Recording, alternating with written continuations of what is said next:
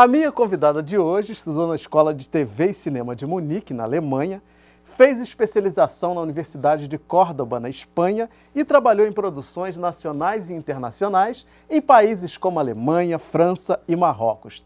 Tem uma filmografia que reúne filmes de curta e média-metragem, de ficção e documentário. Filmes que já foram exibidos em mais de 50 festivais no Brasil e no exterior. Eu te convido para conhecer um pouco da trajetória da talentosa cineasta, produtora e atriz Sabrina Fidalgo. Sabrina, muito obrigado por ter vindo. Obrigada a vocês. Prazer enorme te receber aqui. Para a gente começar, vamos ver um pouquinho do seu trabalho.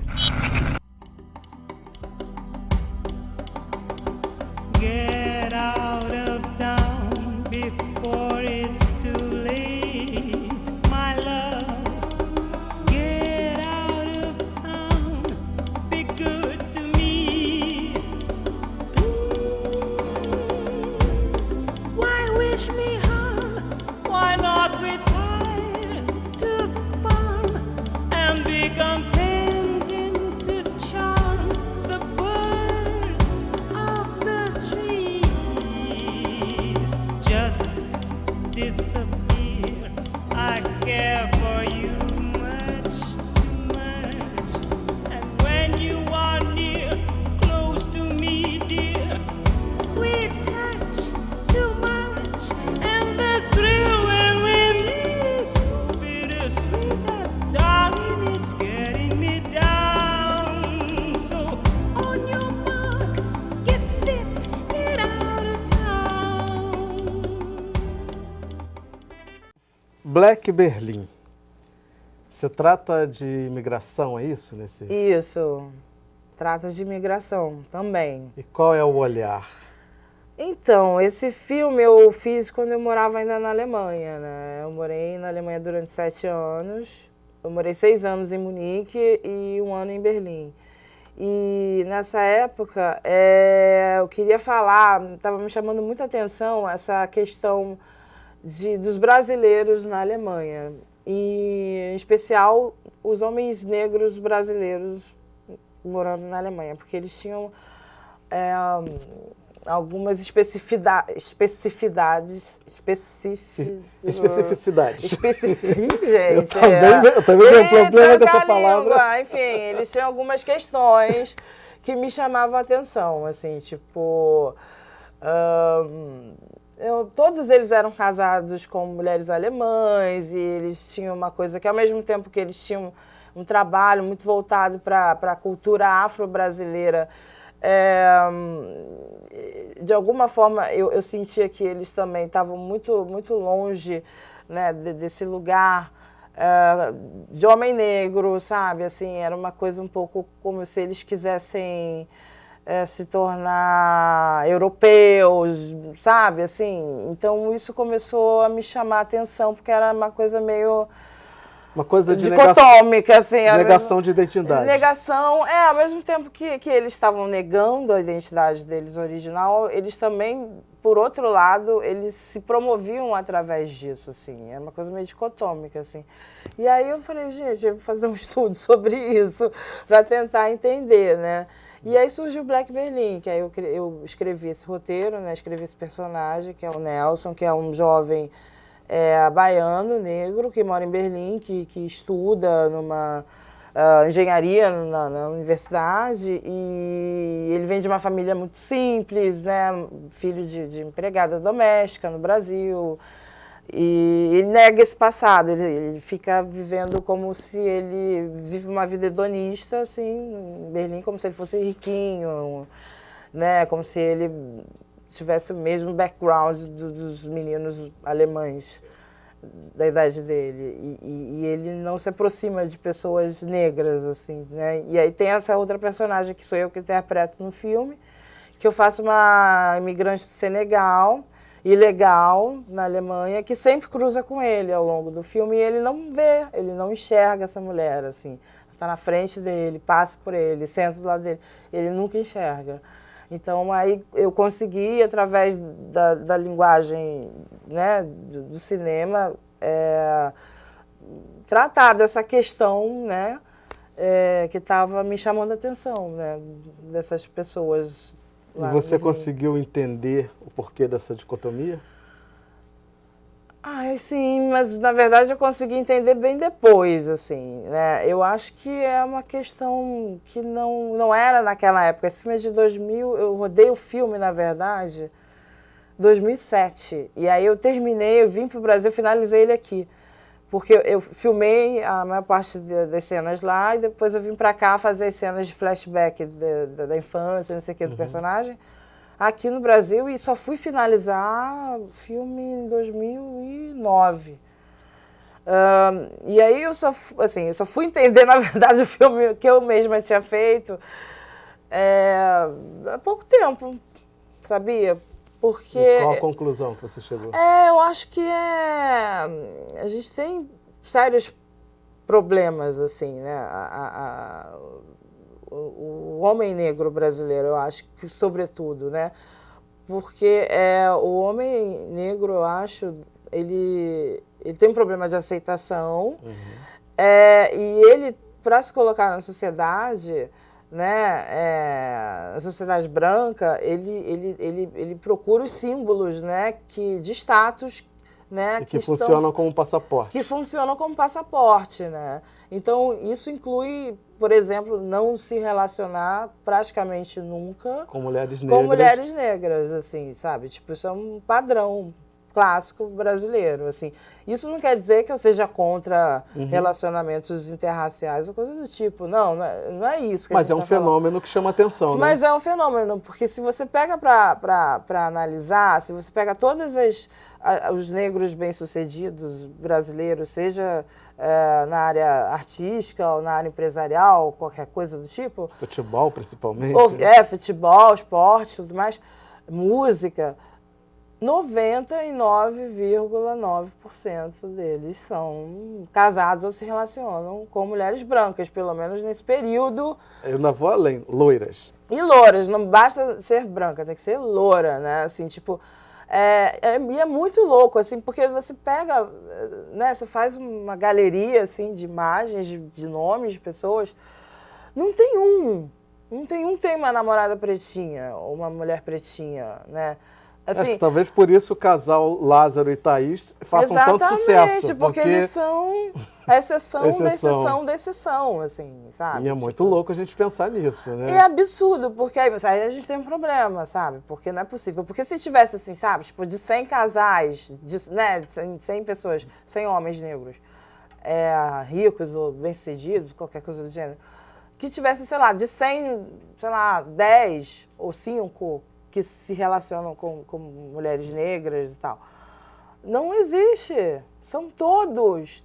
Aí termina um relacionamento, começa outro, mesma história. Então, existe alguma coisa, assim, a gente não pode negar que existe uma negação aí. Existe um processo histórico. Porque a gente sempre ouve, né, que esse é um assunto polêmico bastante e tal, e a gente sempre ouve aquela história, mas o amor não tem cor. Mas aí quando a gente para observar, parece que existe uma cor padrão para esse amor, né? Porque aí, na verdade, quando fala o amor não tem cor, mas quando ele fica só com uma cor, aí você fala assim, poxa, tá, e quando todos ficam só com uma cor, né? Porque é isso também. Porque tudo bem, tem isso também, tem gente que gosta, claro, sabe, gosta de loura, gosta de japonesa, gosta de ruiva, sei lá o quê. Ótimo, não é extremamente normal. Que é extremamente normal, mas quando é um padrão, assim, quando é uma maioria absoluta repetindo esse padrão, a gente tem um problema que precisa ser falado. Tem que fazer uma reflexão, o que está acontecendo? Alguma coisa está acontecendo, né? Porque um fenômeno não se dá do nada. E é um fenômeno que com essas mesmas pessoas também se repete, né? Porque ao longo da vida dessas pessoas, se você analisa, não houve variedade, né? Porque, né, tem esses... Às vezes a gente está namorando um japonês, um moreno, aí vai, namora, sabe, um negro, né? Varia ao longo da vida, mas não existe essa variação, até mesmo, né, individualmente falando, né, com essas pessoas. Então a gente tem que começar, acho que agora a gente está começando a fazer essas reflexões de uma maneira mais pública e né, mais consciente. Na época que eu fiz o filme, até mesmo pelo fato de eu morar fora, e não existia esse debate assim tão amplo como existe agora, eu fiquei muito assim perdida, eu fui muito assim meio tateando, né, nessa história que eu mesma estava observando. É algo que foi te É, incomodando, imagino, que não foi me te levou... incomodando, mas me chamou atenção, assim, Aham. me chamou muita atenção, porque eu cheguei em Berlim, hoje em dia eu não sei, né, porque eu já não moro mais lá, mas nessa época havia muitos brasileiros e muitos homens negros brasileiros em Berlim, muitos. Então era uma comunidade grande e todos repetiam esse padrão, assim. Aí eu falava, nossa, mas que curioso, né? Enfim, foi isso.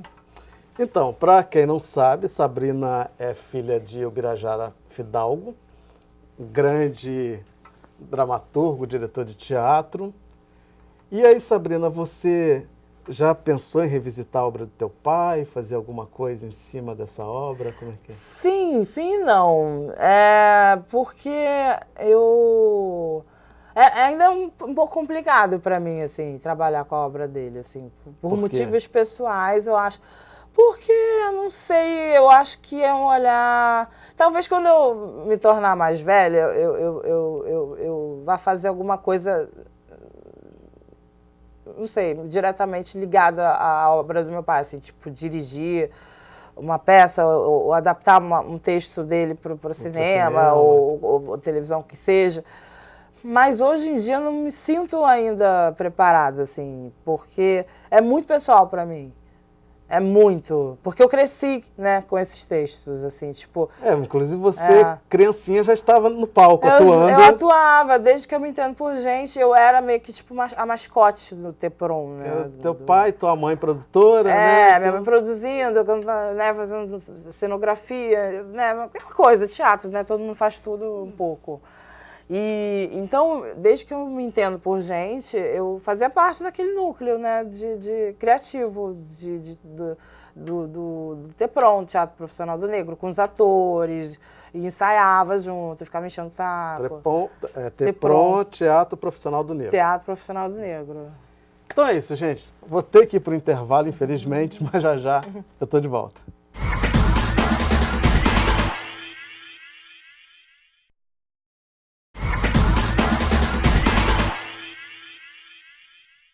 Hoje eu estou conversando com a cineasta Sabrina Fidalgo. Sabrina, vamos ver mais um trechinho aqui? Vamos.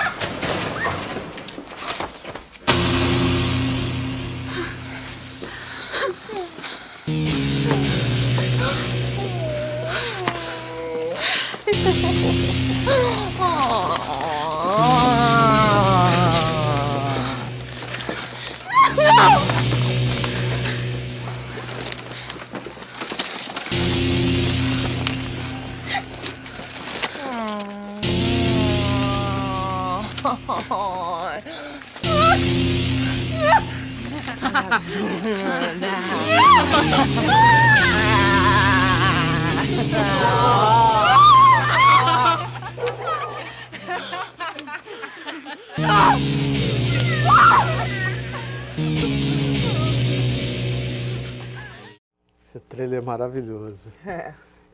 No bloco anterior nós falamos do homem negro e agora esse filme se trata de empoderamento da mulher negra, não é isso? Também, podemos dizer que sim. Se passa numa comunidade, a rainha é a rainha de uma escola de samba. É uma jovem, né, negra, periférica, que sonha, né, em se tornar a rainha da bateria da escola de samba da comunidade dela. E aí é um processo, né, o filme cobre os últimos 3 anos, né, da vida dela, onde ela tenta se tornar rainha, participa do concurso, perde sempre para a mesma concorrente, e aí na terceira vez ela finalmente ganha. E aí o filme começa desse ponto, né, quando ela já está vestida de rainha da bateria e saindo para desfilar, para ir para o sambódromo. Tem um pouco de crítica do fato dessas mulheres negras da comunidade raramente ocupar esse posto de rainha? Sim, também, tem.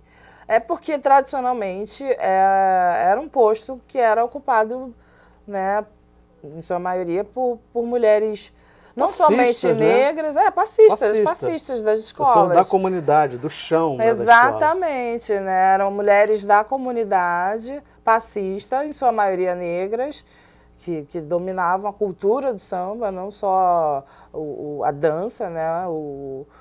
Em si, mas toda a cultura. Que é orgânica naquilo É orgânico, ali, né? Exatamente. Que foi, enfim, nos últimos 20 anos, ou talvez até um pouco mais, essa situação mudou, né? Porque essa cultura de celebridades meio que dominou esse mercado, né, dos desfiles das escolas e com isso essas mulheres passistas elas perderam esses postos, né, de rainhas, musas e etc. E aí a gente vê atrizes que não têm nenhuma ligação com a comunidade. Não sabem sambar. Não sabem sambar, entendeu? Porque assim, existem muitas críticas com relação até, né, com relação à figura da Globeleza, por exemplo, né, vindo mais para a atualidade. Que eu também sou super crítica com aquela figura, né, da Globeleza pelada, sambando, né? Porque a gente nunca tem uma imagem positiva ao longo do ano. E esse ano foi uma grande vitória, né? Porque vestiram a Globeleza finalmente, né? Finalmente, mas a Globeleza, na verdade, ela é um estereótipo dessa figura aí, né? Das passistas, né? Das rainhas da bateria, que originalmente eram, em sua maioria, mulheres negras. E, para mim, essa figura é ainda muito empoderadora, assim, a figura da rainha da bateria. Não acho que é uma figura vitimizada, objetificada. Eu acho que é uma mulher poderosa, dona de si, com autoestima, que domina a arte do samba e que comanda uma bateria, né? Ela representa a escola e representa o coração da escola, que é a bateria, que é composta, né, em sua maioria, por homens. E eu acho bem empoderadora, assim, sabe, essa figura. Então, por isso que eu quis falar sobre, né, essa figura, né, nesse filme e trazer à tona também. Um dos questionamentos do filme é esse lugar da mulher negra. É interessante também dizer que essa objetificação, ela não parte da cultura do samba, da cultura dessa mulher que está ali nessa posição de rainha. Parte de um outro olhar. Um olhar de fora. Um olhar né? de fora, né?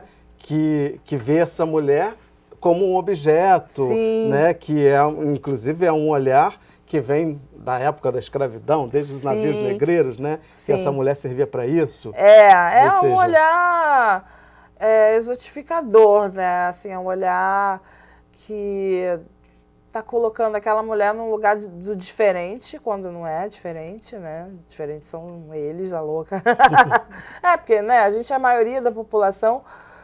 Isso que o racismo estrutural, ele trabalha nessa linha, né? Porque trabalha com uma normatividade que é branca. Que é branca. E aí tudo que sai dessa normatividade... É exótico, é estranho, né? Então, tá nesse lugar do exótico, né? Mesmo sendo não nada exótico. É lindo, e eu acho que essa sensualidade que a gente traz, essa coisa dessa liberdade com o corpo, na dança, na expressão, É uma coisa muito nossa mesmo, assim, sabe? Eu acho bonito. É ancestral, né? É ancestral. Eu acho muito bonito, né? Essa sensualidade que a gente emana, assim, da cultura do samba, né? E da cultura brasileira em geral. Que é uma coisa, como você falou, ancestral nossa, assim, né? Tipo, a gente tem essa liberdade com o nosso corpo através da música, através da dança. Então, eu não vejo isso, né, como uma coisa negativa, né? Como transformaram a figura da Globeleza, que pegaram essa sensualidade, né, nossa, que é muito sui generis, e objetificaram isso, né, através dessa figura da Globeleza, por exemplo, que é como uma atração, né? Uma atração, tipo, é um país sexualizado, né? Uma coisa animalesca, né? sabe? Você pode vir pra cá selvagem. que vão ter mulheres lindas, e né? dispostas, e o tempo inteiro sambando e querendo, né, fazer sexo, enlouquecidas. E isso é uma imagem, né, que foi planejada, né? É uma imagem que foi... É uma imagem que faz parte desse racismo estrutural mesmo, né, da sociedade brasileira, né, de realmente querer objetificar as mulheres, né, nesse lugar. Então, falando de mulher e lugar, a gente sabe que no Brasil, majoritariamente, o mercado cinematográfico é dominado por homens brancos, heterossexuais, né? A gente tem uma fatia muito pequena de mulheres brancas, homens negros. E mulher negra é zero. E como que você conseguiu e consegue se destacar dentro desse mercado enquanto uma mulher negra fazendo cinema, com a qualidade que você faz, com uma mulher que viaja e que filmou em vários lugares, em vários países, com culturas diferentes, e eu sei que traz uma enorme contribuição para o audiovisual. Como é que é se manter dentro dessa estrutura aí? Onde que você é invisível, inexistente? Sim. Enquanto mulher negra, claro. Sempre foi, assim, desde o momento que eu optei por estudar cinema e por fazer cinema e ser uma diretora, uma realizadora, eu tinha essa consciência, né? Porque até, não só aqui, mas na Alemanha, ou em qualquer outro lugar, eu sou a única praticamente, né? Minoria da minoria. Claro que ao longo dos anos foi mudando, né? Foi melhorando, mas ainda é um número muito pequeno, né, em comparação. É um mercado, como você falou, dominado por homens brancos, héteros, cis, ricos, no mundo inteiro praticamente. Onde existe, né, uma cultura eurocêntrica, obviamente. Mas eu sou muito, acho que, cara de pau, metida, abusada. Eu tenho consciência do lugar que eu ocupo e que eu quero ocupar. Que você pode ocupar. E eu posso também. Então, assim, eu não tenho medo de me colocar, assim, sabe? Eu já chego me colocando mesmo e me dá o que é meu. A sua formação, que é uma formação bastante especial, principalmente para uma mulher negra, em algum momento você acredita que abriu portas ou foi ignorada? Não, acho que sim, acho que é considerado de alguma forma. Assim, eu particularmente, duas coisas, né? Sim, respondendo essa pergunta, eu acho que é considerado, sim, o fato de eu ter tido essa vivência no exterior, de ter estudado fora, né, e falar línguas, etc., de ter trabalhado em produções importantes. Nem são superproduções, eram filmes independentes também, né? Desde filme guerrilha, né, que ninguém tinha dinheiro para nada e se juntava numa cooperativa, até filmes já mais estruturados, mas ainda dentro dessa estrutura independente, né? Não era nada assim hollywoodiano. Mas eram filmes importantes, né? Autorais e tudo mais. E claro que eu acho que, como nós somos um país muito ainda pós-colonizado nesse sentido, né? A gente dá muito mais valor ao que vem de fora do que, né, o que a gente faz aqui. Então, isso, claro, de uma certa forma me ajudou, sim. Eu estaria mentindo se dissesse que não. Mas eu, particularmente, acho que o cinema se aprende basicamente vendo filmes e fazendo. Sabrina, dá tua mão aqui.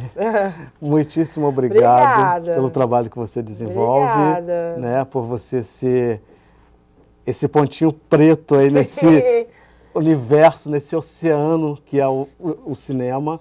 Isso. E dando aí sua contribuição, contribuindo com o teu olhar para que esse cinema possa ser mais plural. Sim. Porque hoje ele ainda só tem um olhar e isso é muito sério, a gente tem que mudar isso. Muito obrigado por tudo. Obrigada a você. Prazer. Eu conversei com a cineasta, produtora e atriz Sabrina Fidalgo. E se você chegou agora, não tem problema, tá? Entra lá no www.alerj.rj.gov.br ou cultine.com.br que tá tudo lá para você. Obrigado pela companhia e até o próximo encontro. Eu te espero.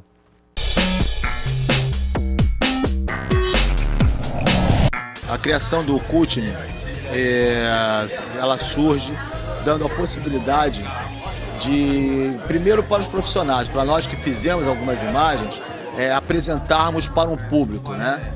E segundo, que as pessoas que não tiveram a chance de se ver, vão estar vendo, e também como material até de ensino mesmo, né? Isso vai ajudar muito no crescimento da cultura que a gente há muito tempo vem produzindo, vem programando, vem trabalhando e registrando.